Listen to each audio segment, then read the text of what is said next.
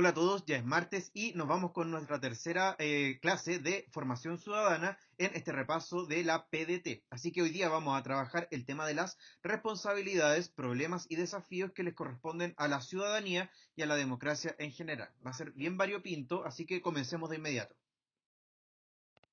Muy bien, la idea de responsabilidad en nuestra democracia nace desde esta concepción de las normas, que es una idea que ustedes ya conocen, así que no nos vamos a detener tanto en ellas. Lo importante es que en un Estado de Derecho nosotros sabemos que la convivencia democrática se regula a través de las normas jurídicas, que tienen estas cuatro grandes características. Son heterónomas porque son obligadas por un agente externo, en este caso el Estado a través de las leyes. Son bilaterales porque involucra a más de un actor, la persona que ejecuta y la persona que fiscaliza, bien, individuo y Estado. Son externas porque evalúan la acción de los individuos y no la conciencia. Y también son coercitivas porque pasar a llevar la ley o la norma jurídica implica una sanción por parte del Estado. Por lo tanto, tengamos esto en mente para continuar con las siguientes ideas. La principal obligación que tenemos los ciudadanos es contribuir al desarrollo de nuestro Estado con la recaudación de los impuestos, porque a partir de eso se financian las políticas públicas que va a implementar el Estado.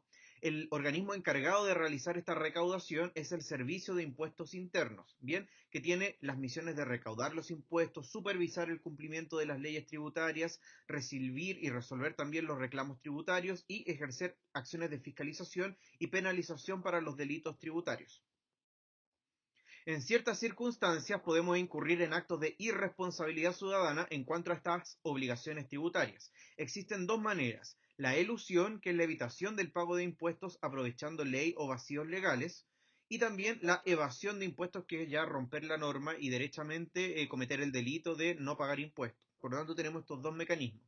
Uno de los ejercicios de mejora de las leyes tributarias es que efectivamente existan cada vez menos vacíos legales para generar elusión tributaria.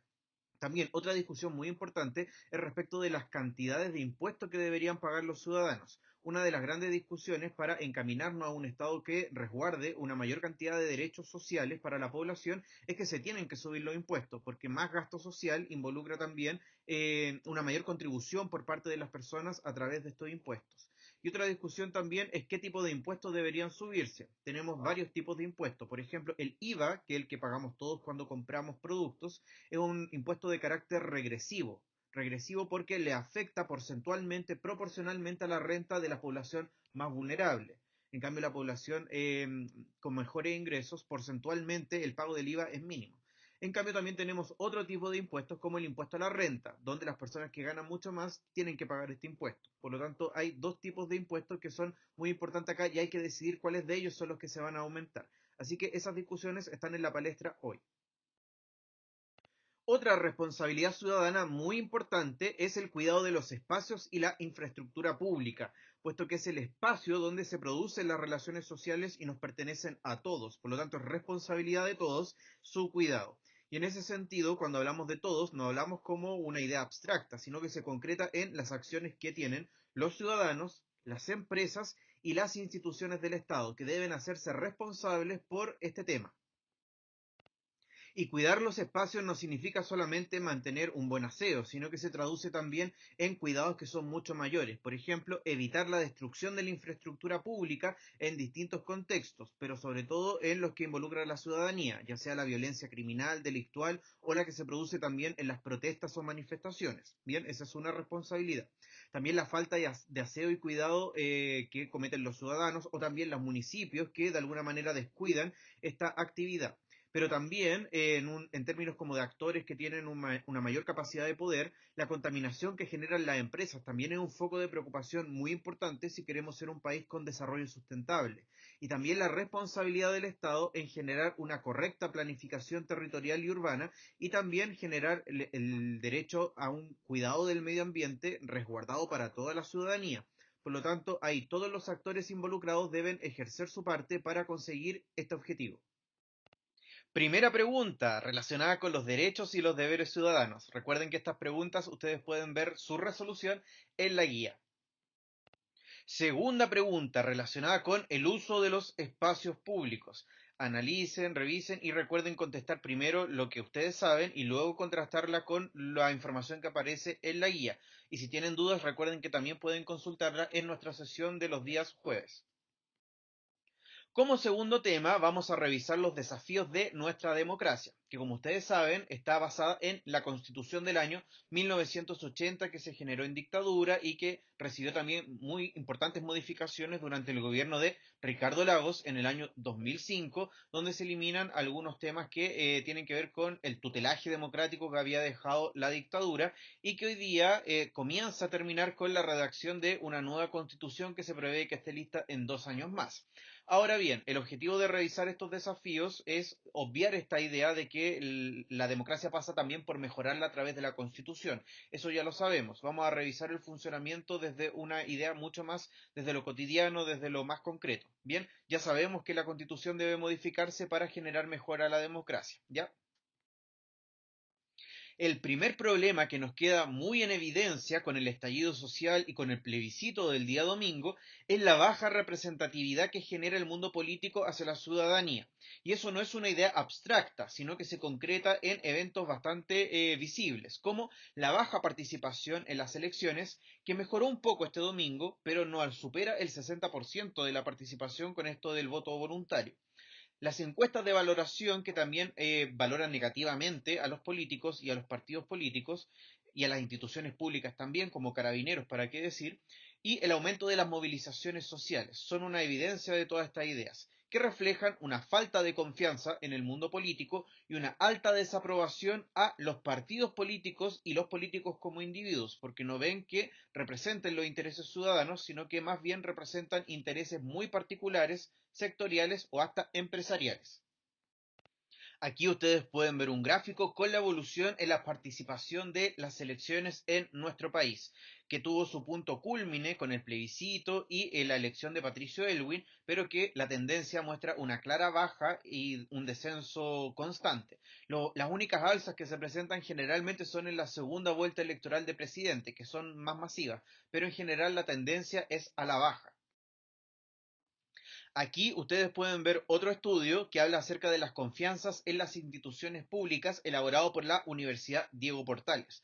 Aquí ustedes pueden ver una clara tendencia hacia la baja en la percepción de valoración, algunas bastante dramáticas. Por ejemplo, instituciones que eran muy bien valoradas a principios de los 90 han caído dramáticamente su valoración en la actualidad, como Carabineros o la Iglesia Católica, y algunos se han mantenido en esta valoración negativa, como los partidos políticos, pero la tendencia general es a la baja.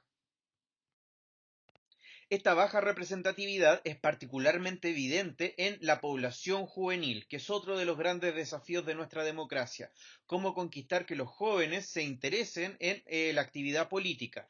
Y eso ha quedado en evidencia a partir de la década de 1990. De hecho, se acuñó un término para definir a esa juventud, que es la generación del no estoy ni ahí, que es una frase típica de Marcelo Ríos, que representa como el arquetipo del joven desinteresado o desafectado políticamente.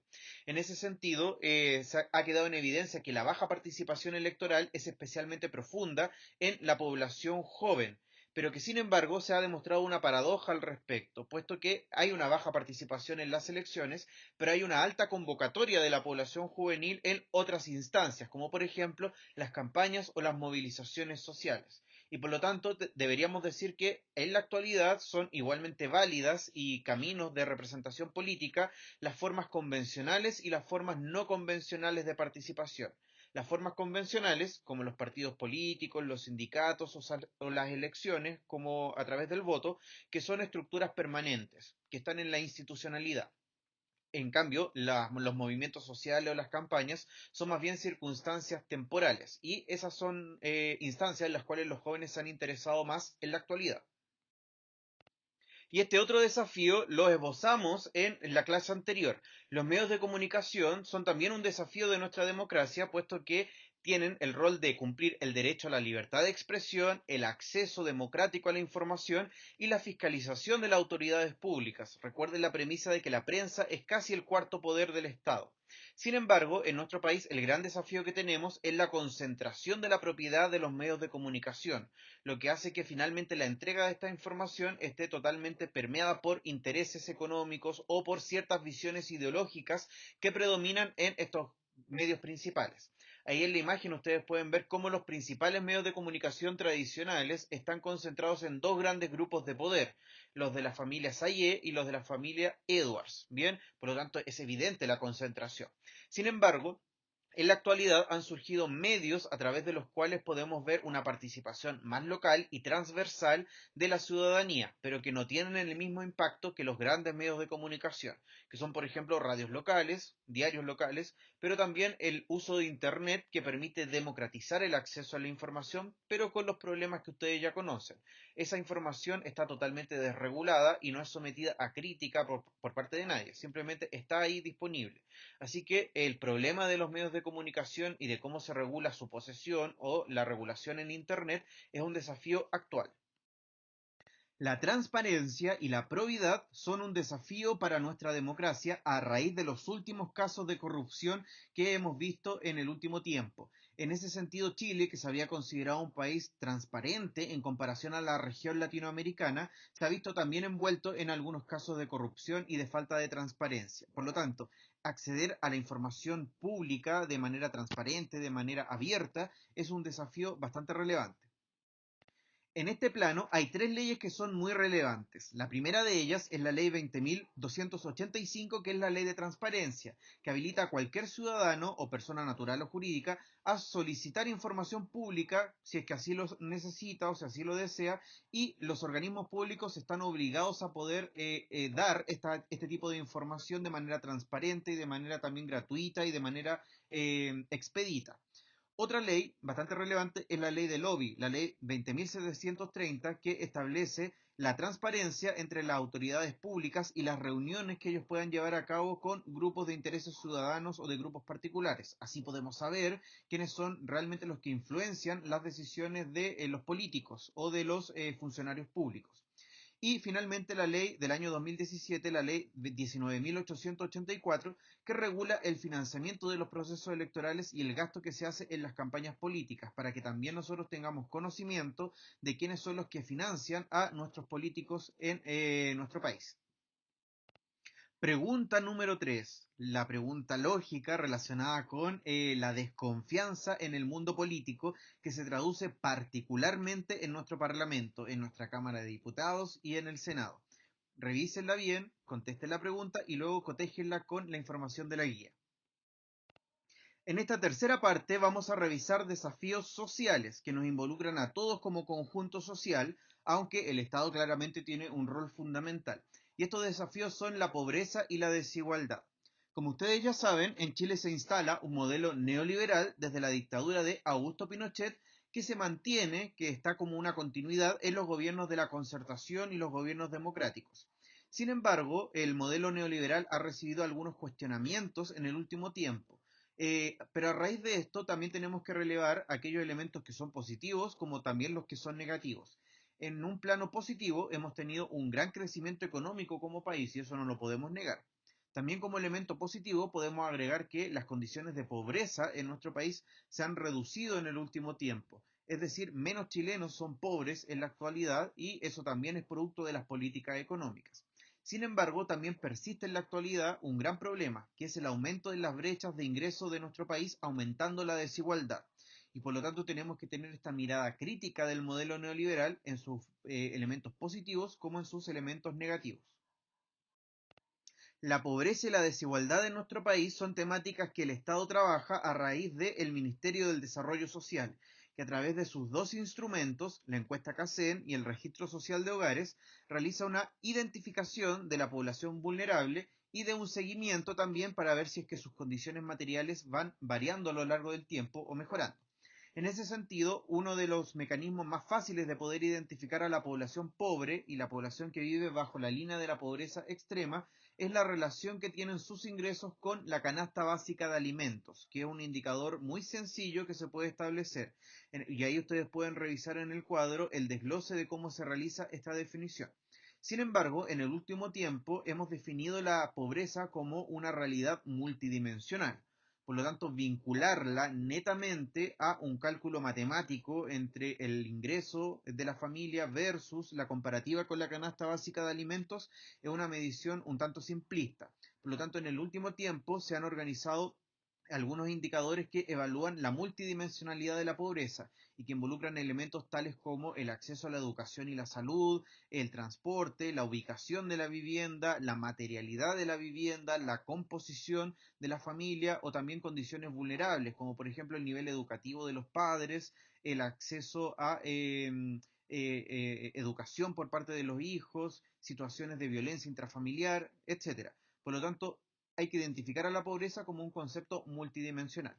Además, hay que medir también la división social que existe en la actualidad con la desigualdad de ingresos, que lo vamos a revisar con la estadística que vamos a ver a continuación.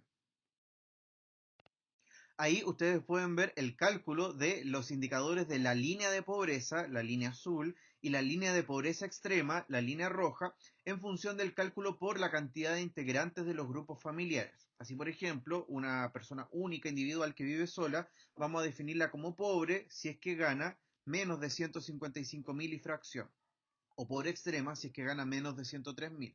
Pero la identificación de la pobreza es diferente si es que la cantidad de integrantes que tiene esta familia es 4 u 8, porque los gastos se pueden compartir. Por lo tanto, revisen la tabla y vean cómo se realiza esta identificación del concepto de pobreza y pobreza extrema. En esta otra estadística del año 2017 podemos ver la distribución de los ingresos por cada uno de los deciles de población. Y si bien podemos ver que el promedio de ingresos de nuestras familias parece ser bastante alto, 900.000 pesos por familia y fracción, vemos que es un promedio engañoso, puesto que los 7 primeros deciles de nuestra población, es decir, el 70% de Chile, gana menos que este promedio. Y este promedio se eleva, está por sobre él en los 3 últimos deciles, apenas el 30% de nuestra población.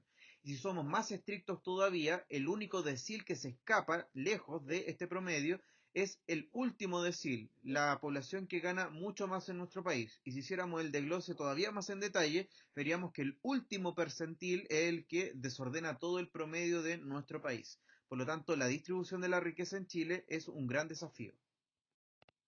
Otro gran desafío de nuestra sociedad es el resguardo de los derechos de las minorías, que como ustedes yo sé que ya saben, las minorías no solamente se definen por el número estadístico de sus representantes, sino porque también ocupan una situación dentro de la estratificación social de desmedro o de menos derechos o de menos resguardo en esta estructura. Así podemos reconocer a grandes poblaciones en nuestro país que representan ser minorías que necesitan de una visibilización y de una protección por parte del Estado. En ese sentido, las principales minorías en nuestro país están marcadas por los pueblos originarios, que en nuestro país están reconocidos como 9, el más numeroso, el pueblo mapuche, y que tienen demandas en la actualidad, como el reconocimiento constitucional. Chile no se reconoce todavía como un Estado plurinacional, el respeto por la identidad cultural frente a los grandes eventos de discriminación que existen todavía, el aumento de la autonomía política y la restitución de tierras ancestrales, que son desafíos muy evidentes, sobre todo por la permanencia del conflicto en la Araucanía. También otro grupo de la población son los inmigrantes, que necesitan del resguardo de sus derechos, sobre todo laborales y de cobertura de los derechos sociales. Por lo tanto, a raíz de esto surge una discusión que se materializa con la Ley de Inmigración del año 2018, que moderniza la que se tenía en nuestro país en el año 75 y que de alguna manera viene a responder a esta nueva realidad que vive nuestro país con la llegada de inmigrantes latinoamericanos en un gran número. Y también finalmente podemos mencionar a los derechos de las minorías sexuales que en nuestro país todavía se encuentran invisibilizadas producto de todavía temas pendientes, como por ejemplo el matrimonio homosexual o la adopción homoparental, o también la ley antidiscriminación que se creó luego de la ley Zamudio, pero que todavía no modifica las estructuras culturales de discriminación hacia estos grupos. El último tema que vamos a revisar es la violencia, que como concepto es la incapacidad de resolver los conflictos de manera pacífica y que se puede manifestar en distintos niveles, en niveles simbólicos, por ejemplo, como la violencia de las instituciones públicas hacia la población en general, con la violación a los derechos humanos, o la violencia estructural, que es de las estructuras económicas o de las estructuras sociales, hacia la población en general, traducida en desigualdades sociales o desigualdades de trato. Ese tipo de violencia no la vamos a revisar aquí, vamos a revisar la que afecta a unos grupos particulares de la población, como la violencia social que se produce en las calles, con la delincuencia, la criminalidad, el enfrentamiento de las barras bravas o de algunos grupos políticos en algunas manifestaciones. La violencia intrafamiliar que se produce dentro de las familias y que producto de nuestra sociedad patriarcal y adultocéntrica, las principales víctimas de esta violencia son las mujeres y los niños. No obstante, también pueden ser hombres víctimas de violencia. La violencia escolar, que puede ser física, psicológica o virtual, y que ha estado en la palestra en el último tiempo, y que hay que abordarla también como sociedad. Y finalmente la violencia sexual, que producto de la cultura patriarcal y también adultocéntrica, las víctimas de acoso sexual o de abuso sexual en la actualidad, incluso de asesinatos con índole sexual, son mujeres y niños. Por lo tanto, son poblaciones vulnerables en este caso. Y como problema general, es una gran temática para las discusiones en materia social y política. Cuarta pregunta relacionada con la pobreza y la desigualdad de nuestro país. Es muy probable que les pregunten en la PDT por el tema de la desigualdad, porque es el gran tema que ha estado en la discusión social y política en el último tiempo, así que revisen este tema. Y esta pregunta que está relacionada con el desarrollo sustentable, con el cuidado de los espacios y del medio ambiente en general. Con esta última pregunta terminamos la clase del día de hoy. Recuerden revisar la guía, revisar las explicaciones y hacer la comparativa. También con la guía que les voy a adjuntar con las 10 preguntas que vamos a revisar el día jueves. Recuerden que si necesitan material, me lo solicitan para seguir ejercitando. Bien, que estén muy bien en sus casas. Cuídense y nos vemos el jueves.